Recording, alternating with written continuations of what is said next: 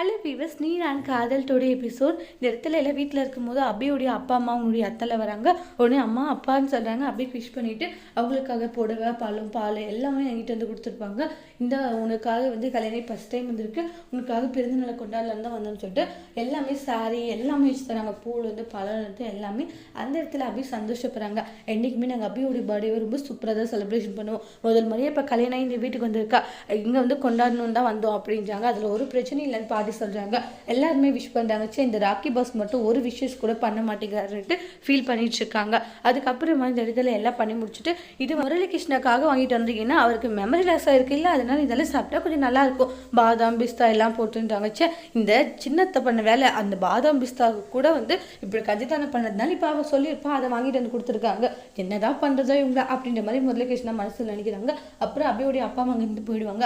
அப்புறம் அபி ரூமுக்கு வராங்க. ரூமுக்கு வந்து தான் ஒரு கிஃப்ட் இருக்கும், அதையும் அபி பார்க்குறாங்க. இது என்ன கிஃப்ட் அப்படின்ற மாதிரி தான் பார்த்துட்டு இருப்பாங்க. ஒருவேளை ராக்கி பாஸ் நம்மளுக்காக தான் இதை வாங்கியிருப்பாரோ அப்படின்ட்டு அபி சந்தோஷமா இருக்காங்க. வரட்டும், அவரே கொடுக்கட்டும் அப்படின்ற மாதிரி தான் இருப்பாங்க. இன்னொரு இடத்துல உங்ககிட்ட கொஞ்சம் பேசணுன்றாங்க, சொல்லுங்க, உங்களுக்கும் அபிக்கு ஏதாச்சும் பிரச்சனையா? அப்படிலாம் ஒன்றும் இல்லைன்றாங்க. இல்லை, எவ்வளோ பிரச்சனையாக இருந்தாலும் பேசுங்க, ஒரு விஷ் பண்ணலன்ட்டு அவர் ரொம்ப எதிர்பார்த்துட்டு இருக்கா. ஆனால் நீங்கள் என்னென்னா ஒரு விஷ் பண்ணாத, இப்படி இருக்காதீங்க, எல்லாருக்குள்ளேயும் பிரச்சனை வரதான் செய்யும், ஆனால் அதுக்காக வந்து இவ்வளோ கோவமெல்லாம் இருக்காதீங்கன்னு சில விஷயத்தெல்லாம் சொல்லிட்டு அங்கேருந்து அனு கிளம்பி போயிடுறாங்க.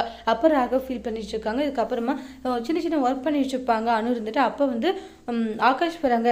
நானும் கூட சேர்ந்து ஒரு ஒர்க் பண்ணலான்னு இருக்கேன்றாங்க. புரியலன்னு ஒர்க் பண்ணலான்ட்டு அதை பற்றி பேசிட்டு இருப்பாங்க. இதை அங்கே கிஃப்ட்டு கொடுத்தாங்கன்னு சொல்கிறாங்க. அதை ஓப்பன் பண்ணி பார்த்தா அந்த முருகர் சிலை இருக்கும். அதை பார்த்ததுமே அனு வந்து சந்தோஷப்பட்டுட்டு இருக்காங்க. அதுக்கப்புறமா வந்து உள்ள அவங்களுடைய அக்கா வருவாங்க. டே, இது என்ன அபிக்காக வாங்கினியா, ஏன்டா அவகிட்ட கொடுக்காது இருக்க, கொடுடா அவளுக்குன்னுவாங்க. அப்புறம் அபிகிட்ட கொடுக்குறாங்க. அதுக்கப்புறம் அபி இது உனக்காக ராக வாங்கி தந்திருக்கான், கொடுக்க தான் மறந்துட்டான் போலான்னுவாங்க. அப்புறமா வந்து அந்த கிஃப்ட்டை பிரித்து பார்த்தா முருகர் சிலை இருக்கும். அதை பார்த்ததுமே அபிக்கு ரொம்ப ஹாப்பி ஆகிடுது. அதுக்கப்புறமா வந்து இந்த முருகர் சிலையை வந்து அங்கே வச்சிடுறாங்க. அதுக்கப்புறமா வந்து நல்லா இருக்குன்றாங்க. அதுக்கப்புறம் ராகவ பாட்டுக்கு தூங்கிடுவாங்க. சே, இவர்கிட்ட இருந்து ஒரு விஷ் வரும் நம்ம எதிர்பார்க்குறோம், ஆனால் இவர் என்னதுன்னா ஒரு விஷ் கூட பண்ண மாட்டேங்கிறாரு. சே, இந்த ராக்கி பஸ் சரியான கல்லஞ்சுக்காரனா இருக்கான்றாங்க. ஒரு விஷயம் பண்ணிருக்கலாம்லன்றாங்க. எவ்வளோ ஆசைகளோடு இருக்க, என்னுடைய மனசுல இருக்கிற ஆசைகளை புரிஞ்சிக்கவே மாட்டேங்கிறாரு இவர். கடவுளை, எனக்கு ஏன் இப்படி ஒரு வாழ்க்கையை நீ அமைச்சு கொடுத்தா அப்படின்ட்டு ஃபீல் பண்ணிட்டு இருக்காங்க. அதுக்கப்புறம் அபி வந்து ஃபுல்லாக புலம்பிட்டு அவங்க பாட்டுக்கு படுத்துடுவாங்க. அப்புறம் ராகவ எந்திரிச்சு அவங்களுடைய அம்மா அப்பா ஃபோட்டோ கிட்ட, அம்மா யாரும் நம்புறது யாரும் நம்பக்கூடாதுன்னு தெரியலம்மா, என் வாழ்க்கையில் நான் ஓடிக்கிட்டே இருக்கமான்றாங்க.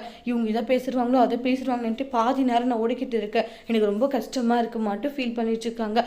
அபி என்ன ரொம்ப நம்பணுமா, ஆனால் அபி என்னன்னா அந்த முரளிகிருஷ்ணா கூட சேர்ந்து அவள் ரொம்ப தப்பாக பண்ணிட்டு இருக்கா. அவள் வந்து அவங்க கூட சேர்ந்து இது மாதிரி எல்லாம் பண்ணுறது எனக்கு ரொம்ப கஷ்டமாக இருக்குது, நான் அவளை நம்பணும் இல்லைம்மா. அப்புறம் ஏமா அவள் எனக்கு இப்படி ஒரு நம்பிக்கை துரோகம் பண்ணுறா, அவள் நம்ம நம்புற மாதிரி ஒரு பொண்ணே இல்லைம்மா, எனக்கு யார் நம்புறதுன்னு தெரியல, மனசுக்கே ஒரு மாதிரி கஷ்டமாக இருக்குன்ட்டு அவங்களுடைய அம்மா ஃபோட்டோக்கு நின்று ராகவ் ஃபீல் பண்ணி பேசிட்டு இருக்காங்க.